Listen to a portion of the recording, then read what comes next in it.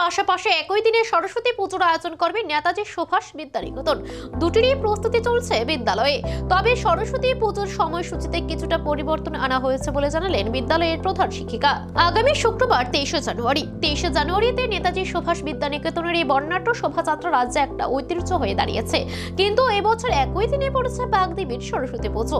একই দিনে বর্ণাঢ্য শোভাযাত্রা এবং সরস্বতী পুজো দুটি প্রধান অনুষ্ঠান নেতাজি সুভাষ বিদ্যানিকেতনে পালিত হবে কিনা তা নিয়ে চলছে বিভিন্ন মহলে আলাপ আলোচনা। শুক্রবার দুটি অনুষ্ঠানে পালন করবেন বলে জানান প্রধান শিক্ষিকা। এমনিতে জয় হিন্দ। কোনো সমস্যা বলতে ওই রকম কোনো সমস্যা হচ্ছে না।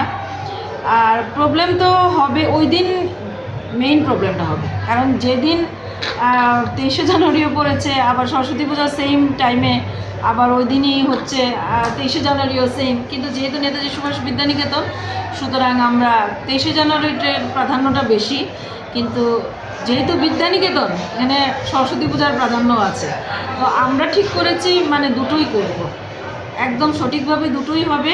এবং পুজোর বিধি আদি নীতি দেখে, সমস্ত কিছু দেখে, বিধি নিয়ম মেনেই আমরা ওইটা পুজোটা করছি। তবে অন্যবার 8টা থেকে শুরু হয়, এবার আমরা 9টা থেকে স্টার্ট করব। আর নর্মালি অন্যান্যবার অঞ্জলি হয়ে যায় প্রায় 10টা সাড়ে 10টার ভেতরে, এবার আমরা অঞ্জলি 2টো পর্যন্ত রেখেছি।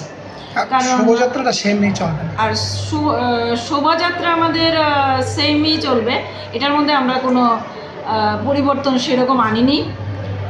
স্টুডেন্ট ভীষণ ইন্টারেস্টেড। যদিও সরস্বতী পূজা আমরা ভেবেছিলাম তাদের তরফ থেকে আপত্তি আসবে কি না, তারা প্রসেশন করতে চায়, তারা নেতাজি বার্থডে করতে চায়। এবং এই ক্ষেত্রে আমাদের শিক্ষক শিক্ষিকাদেরও যথেষ্ট উদ্যম আমি লক্ষ্য করেছি।